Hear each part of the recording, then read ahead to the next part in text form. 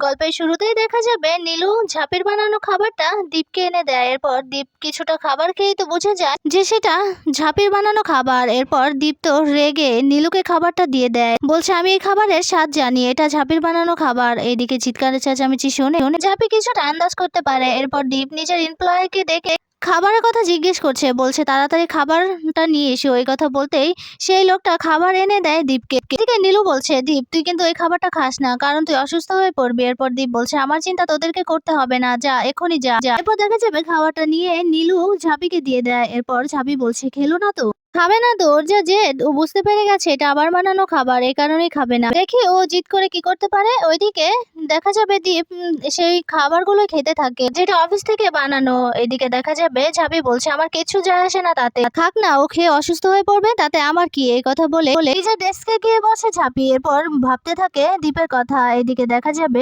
নীলু ভাবতে থাকে, বলছে যে না, ওদের এই মান অভিমানটা খুব তাড়াতাড়ি মিটিয়ে নিতে হবে। যাই হোক কিছু একটা করে ওদের মান অভিমান মেটাতে হবে, এভাবে চলতে দিলে চলবে না। ওইদিকে দেখা যাবে খাবারটা খেয়ে দীপ ভীষণ অসুস্থ বোধ করছে। এরপর একজন এসে সেটা সইয়ের জন্য দীপের কাছে বলতেই দীপ অন্যমনস্ক হয়ে সইটা করে দেয়। এরপর সেই লোকটা বলছে স্যার আই ইউ ওকে, আপনি ঠিক আছেন? এরপর দীপ বলছে হ্যাঁ আমি ঠিক আছি। এরপর দীপ বলছে না না, আমাকে বাড়ি ফিরতে হবে। এই কথা বলেই নিজের ব্যাগপত্র গুছিয়ে বাড়ি চলে যাবে। এরপর নীলু এসে বলছে কিরে দীপ, তুই কোথায় যাচ্ছিস, ঠিক আছিস তুই? এরপর দীপ বলছে না রে, শরীরটা খুব অসুস্থ লাগছে। এই কথা বলে দীপ চলে যায়। এদিকে ঝাঁপি এসব কিছু দেখে ভীষণ চিন্তিত হয়ে পড়ে।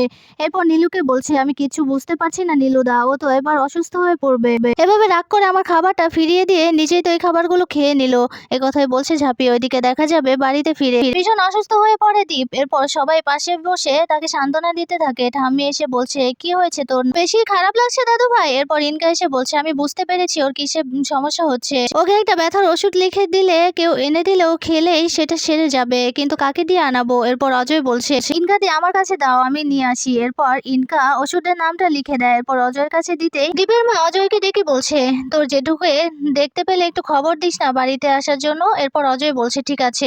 কথা বলে সেই স্লিপটা হাতে নিয়ে চলে যায় অজয়। এদিকে দীপের মা ঝাড়ালক্ষ্মীকে ডেকে বলছে তুমি কি করলে বলো তো ঝাড়ালক্ষ্মী, এটা কি হয়ে গেল? এরপর ঠাম্মি বলছে বাড়ির লক্ষ্মীকে বিদায় করলে তো এমনটা হবে, এখন আফসোস করে কি করবে বলো তো? এখন আফসোস করলে কোনো লাভ হবে না। ওইদিকে ঝাঁপি রাস্তা দিয়ে হাঁটছে, তখনই অজয়কে দেখতে পায় ঝাঁপি। এরপর অজয়কে ডাক দিতে অজয় এসে বলছে হ্যাঁ ঝাঁপি বল। এরপর ঝাঁপি বলছে কি হয়েছে, কোথায় যাচ্ছ? এরপর অজয় বলছে আর বলিস না, দাদা ভাইয়ের শরীরটা ভীষণ খারাপ হয়ে গেছে, এই কারণে আমি ওষুধ আনতে যাচ্ছি। এই কথা বলতেই ঝাঁপি ভীষণ অবাক হয়ে যায়। মনে মনে বলছে ওই খাবারটা খেয়ে হয়তো অসুস্থ হয়ে পড়েছে, আমার কথা তো শোনে নাই, সে কারণে এমনটা হয়েছে। এরপর অজয় বলছে আচ্ছা তুই থাক, আমি যাই। এ কথা বলে অজয় চলে যায়। এদিকে ঝাঁপি বলছে আমার সেই বানানো চূরণটা না খেলে তো ওর অসুখটা কমবে না। আমি জানি এই ব্যথাটা ওর কিসের, এই চূরণ খেলেই ওর ব্যথাটা কমে যাবে। 3 ঘন্টা হয়ে গেছে এখনো ব্যথা কমেনি, আমি যাই।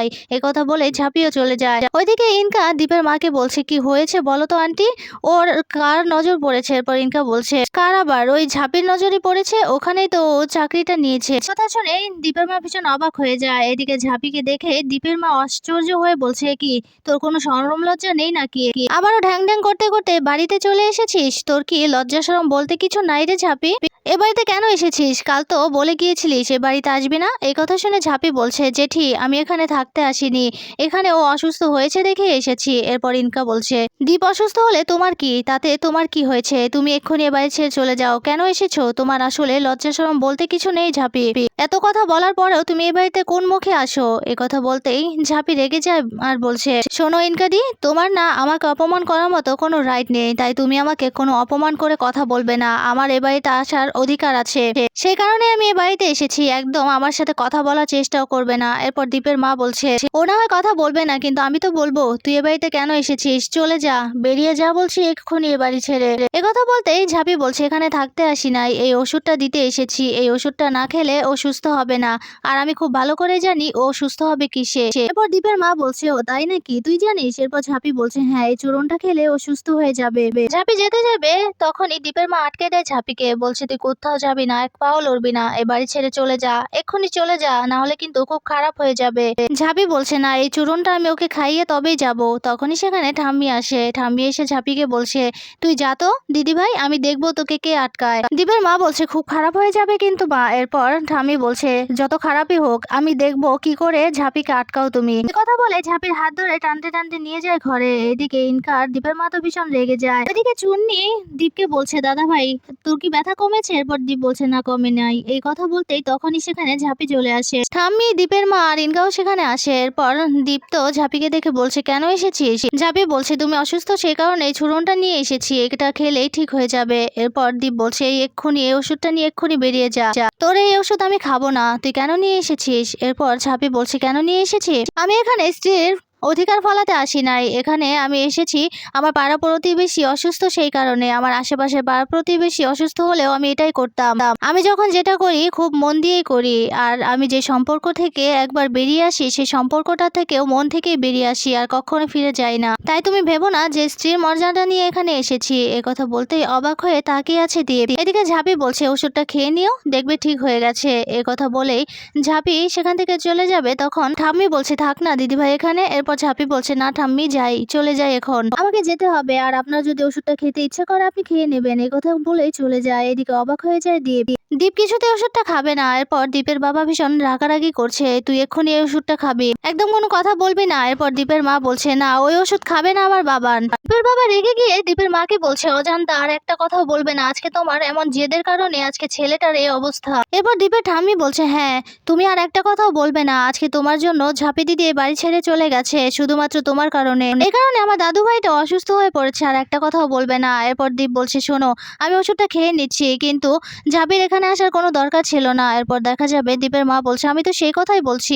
এরপর দীপের বাবা বলছে, শোনো অজান্তা, ছেলেকে আর উস্কাবে না বলে দিলাম, ওদের মান অভিমান হয়েছে ওটা ঠিক একদিন শেষ হয়ে যাবে। আর এই যে বাবা, লক্ষ্মী ছেলের মতো তুই ওষুধটা খেয়ে নে। কথা বলতেই দীপ সেই ওষুধটা লক্ষ্মী ছেলের মতো খেয়ে নেয়। এরপর একটু রেস্ট করতে থাকে দীপ। এরপর ঠাম্মি দীপকে বলছে, কি দাদু ভাই তোর কি এখন সুস্থ বোধ করছিস? এরপর দীপ বলছে, হ্যাঁ হ্যাঁ হ্যাঁ ঠাম্মি, আগে থেকে একটু সুস্থ হয়েছি। ওইদিকে দেখা যাবে ইনকা আর দীপের মা লুকিয়ে লুকিয়ে সবটাই শুনতে থাকে। এদিকে ঠাম্মি বলছে, শোন অনেক মান অভিমান হয়েছে, মান অভিমানটা এবার মিটিয়ে নে দাদু ভাই। দেখেছিস তো ঝাঁপি তোর জন্য কত চিন্তা করে। এরপর দীপ বলছে, আচ্ছা ঠাম্মি একটা কথা বলো, এটাকে মান অভিমান বলে না, ও তো আমার বিশ্বাস নিয়ে খেলেছে, মিথ্যে কথা বলেছে, যেটা আমার সব থেকে বেশি অপছন্দের। ও কি তোমাদের ভালোবাসে? যদি ভালোবাসতো তাহলে মিথ্যে কথা বলতে পারতো না। এদিকে চুন্নির ফোনটা বেজে ওঠে, চুন্নি ফোনটা নিয়ে বেরিয়ে যায়। এদিকে দীপের মার ইনকা সবটাই লুকিয়ে লুকিয়ে দেখতে থাকে। ওইদিকে চুন্নির ফোনে ফোন করেছে ঝাঁপি। চুন্নি দীপের সুস্থতার খবর নিয়ে বলছে, ঠিক আছে ফোনটা রাখি রে চুন্নি। এই কথা বলে ফোনটা রেখে দেয়। এদিকে ঝাঁপি বলছে, খুব রাগ তোমার তাই না, আমার উপর খুব জেদ। এখন আমার চূড়নটা খেয়েই তো তুমি সুস্থ হলে, তবে যাই হোক নিজের এভাবে নাম কামানোর কোনো ইচ্ছে আমার নেই। তুমি তোমার মতো থাকো আর আমি আমার মতো, এই পিছনে ফিরে তাকালে আমার জীবন চলবে না। এই কথাই বলছে ঝাঁপি। ওইদিকে দেখা যাবে দীপের মা ইনকাকে বলছে, ইনকা খুব তাড়াতাড়ি তোমাকে এ বাড়ির সবার মন জুগিয়ে চলতে হবে, কারণ ঝাঁপিকে কেউ ভুলতে পারছে না। এই কারণে যে ঝাঁপি সবাইকে ভালোবাসে, সবার খেয়াল রাখে, তোমাকেও রাখতে হবে। এই কথা বলাতেই ইনকা মনে মনে বলছে, যা কেলো এখন আমাকে ঝাঁপির কাজগুলো করতে হবে। তবে যাই হোক, বড় কিছু পেতে হলে তো এতটুকু স্যাক্রিফাইস করতেই হবে। দীপের মা ইনকাকে সবটা বুঝিয়ে দেয় কি কি করতে হবে। এরপর ইনকা বলছে, ঠিক আছে কাল সকাল থেকে আমি কাজে নেমে পড়বো। এর পরের দিন সকালবেলা সবার জন্য চা বানায় ইনকা। এরপর চাটা কেউ মুখেই দিতে পারছে না। এরপর দীপের বাবা বলছে, এটা কি চা হয়েছে, আমার তো মনে হচ্ছে এটা বিষ খেয়েছি। এইদিকে অজয় চাটা ইনকাকে দিয়ে দেয়, বলছে আর খাওয়া হবে না। এদিকে ইনকা মনে মনে বলছে, কি চা কেমন করে বানিয়েছি, কেউ খেতেই পারছে না। এদিকে থু থু করে ফেলে দিয়েছে দীপের বাবা সব চা।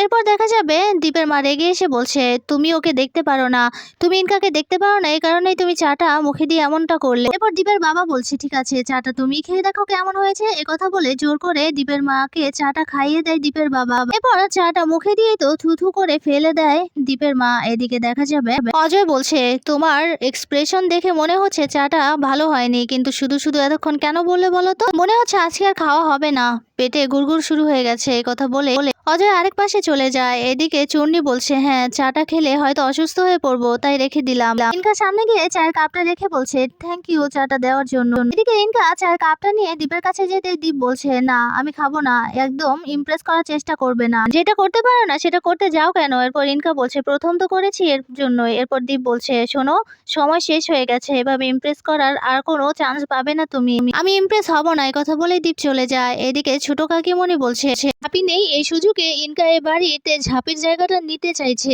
কিন্তু ঝাঁপির মতো কি কখনো হয়ে উঠতে পারবে? ঝাঁপির মতো কেউ কোনোদিন হতে পারবে না, এই কথাই বলছে ছোট কাকিমণি। এদিকে দীপের বাবা বলছে, না যেখানে গেলে সকাল সুরে একটু চাটা খেতে পারবো আমি সেখানেই চলে যাই। এরপর চূর্ণি বলছে, আমিও যাবো, এই কথা বলেই দুজনেই বেরিয়ে যায়। এদিকে অজয় অজয়ের মাকে বলছে, যাও না আমার জন্য এক কাপ চা করে নিয়ে এসো, মুখটা বিষিয়ে গেছে। এই কথা বলতেই চলে যায় অজয়ের মা চা বানাতে। এদিকে দেখা যাবে ঝাঁপি নিজের মাকে চায়ের কাপটা দিয়ে বলছে, বাবার জন্য চা ঢাকা দেওয়া আছে রান্নাঘরে, বাবাকে দিয়ে দিও। ঠিক তখনই দেখা যাবে দীপের বাবা আর চূর্ণি আসে। চূর্ণি দৌড়ে এসে ঝাঁপিকে জড়িয়ে ধরে। এরপর দীপের বাবা বলছে, কি রে মা, আমার জন্য চা বানাসনি, আমাকে চা দিবি না নাকি? এরপর ঝাঁপি বলছে, কি বলছো কি তুমি বাবা, এক্ষুনি নিয়ে আসি, কথা বলে চা আনতে যায়। এরপর ঝাঁপির মাকে দীপের বাবা বলছে, জানি না বিয়ান, মেয়েটার এত অভিমান হয়েছে যে কিছুতেই যেতে চাইছে না। এরপর ঝাঁপির মা বলছে, হ্যাঁ বড্ড অভিমান হয়েছে। তখনই ঝাঁপি চায়ের কাপ নিয়ে আসে, এরপর চুনিকে দেয়, দীপের বাবাকেও চাটা দেয়। এরপর ঝাঁপির মা বলছে, কি রে শুধু চা দিবি, বিস্কিট দিবি না? এরপর ঝাঁপি বিস্কিটের জন্য যাবে, তখন দীপের বাবা বলছে, না মা আর বিস্কিট লাগবে না, শোন না অনেক তো মান অভিমান হলো, চল না মা এবার লক্ষ্মী মেয়ের মতো আমার বাড়িতে ফিরে চল, তোর বাবা আর তোর বাড়ির কেউ ভালো নেই রে, তোকে ছাড়া অসম্পূর্ণ ওই বাড়িটা, তোকে খুব মিস করছি আমরা, চল না বাড়ি ফিরে চল লক্ষ্মী মেয়ের মতো। এই কথা বলতেই দেখা যাবে ঝাঁপি অবাক হয়ে তাকিয়ে আছে দীপের বাবার দিকে। এদিকে চূর্ণি বলছে, হ্যাঁ রে ঝাঁপি, তোকে সবাই ভীষণ মিস করছে, আমরাও খুব মিস করছি, তুই এ বাড়িতে না থাকলে সত্যি খুব খালি খালি লাগে, চল না বাড়ি ফিরে চল। এরপর ঝাঁপি বলছে, বাবা আমি কিছুতেই যেতে পারবো না, তোমাদের তো আগেই বলেছি, এই কথাটা আর বলো না আমাকে। এই কথা বলতেই দীপের বাবা বলছে, হ্যাঁ সত্যিই যদি আজকে আমি তোর বাবা হতাম তাহলে নিশ্চয়ই এই কথাগুলো বলতে পারতি না, আমার কথায় রাজি হতি। এরপর ঝাঁপি বলছে, না বাবা যদি আমার এটা স্বার্থে আঘাত না করতো তাহলে আমি ওই বাড়িতে ঠিক থেকে যেতাম, এভাবে চলে আসতাম না। আমি সবকিছু ছাড়তে পারি কিন্তু নিজের ব্যক্তিত্ব আর এভাবে নিজেকে ছোট হতে দিতে পারি না, নিজের ব্যক্তিত্ব বিসর্জন দিতে পারি না। এই কথা বলতেই দীপের বাবা বলছে, অনেক তো হয়েছে, এই বাবাটার মুখের দিকে তাকিয়ে চল না। এরপর ঝাঁপি বলছে, না বাবা তুমি আমাকে এভাবে আর রিকোয়েস্ট করো না। এরপর দীপের বাবা বলছে, যদি নাই যাস তাহলে আমাকে আর কোনোদিনও বাবা বলে ডাকিস না। এই কথা বলতেই ঝাঁপি কাঁদছে, বলছে, বাবা তুমি এই কথাটা আমাকে বলতে পারলে, তুমি তো জানো খুব ভালো করে আমি কেন সেই বাড়িতে ফিরে যেতে চাইছি না। এরপর দীপের বাবা বলছে, আমি একদম ঠিক কথাই বলেছি, যদি তুই আমার বাড়িতে আমার কথা মতো ফিরে যেতে না চাস তাহলে আমাকে আর বাবা বলে ডাকিস না। এই কথা বলে দীপের বাবা চলে যেতে যায়, তখনই ঝাঁপি ডাক দেয় বাবা বলে। এই কথা শুনে ভীষণ খুশি হয়ে যায় দীপের বাবা, ভাবছে যে ঝাঁপি ওদের সাথে ফিরে যাবে, এটা ভেবে পিছন ফিরে তাকিয়ে থাকে দীপের বাবা, কিন্তু কিছুতেই কিছু বলে না ঝাঁপি। ওইদিকে দেখা যাবে অফিসে সবাই উপস্থিত হয়েছে, দীপ সবাইকে দেখে বকাঝকা করছে, বলছে একটা কাজও তো ঠিকঠাক ভাবে করা হয়নি, একটা রিপোর্টও তো ঠিকভাবে করা হয়নি, কিছুই করতে পারছেন না আপনারা, অফিসে এসে কি করেন বলেন তো আপনারা, এই কথাই বলছে দীপ। এরপর দেখা যাবে আরেকটা সুযোগ ছায় সবাই,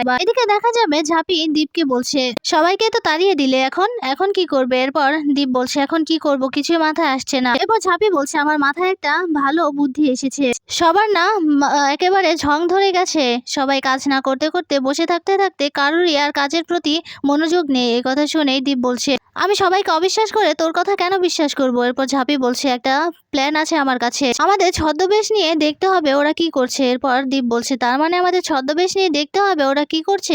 এরপর যেই ভাবা সেই কাজ, দীপ আর ঝাঁপি হাজব্যান্ড ওয়াইফ সেজে ছদ্মবেশে গেছে সব এমপ্লয়ীদের বাড়িতে।